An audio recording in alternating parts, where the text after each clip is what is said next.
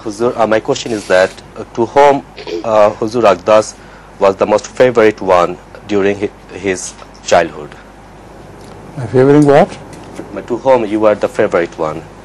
Who used to love you most during your childhood?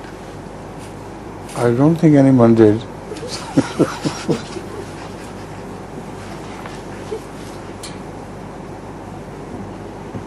My mother could love me, but till she fell ill in her last deathbed, she promised me that she had not been able to love me, show her love, although she loved me.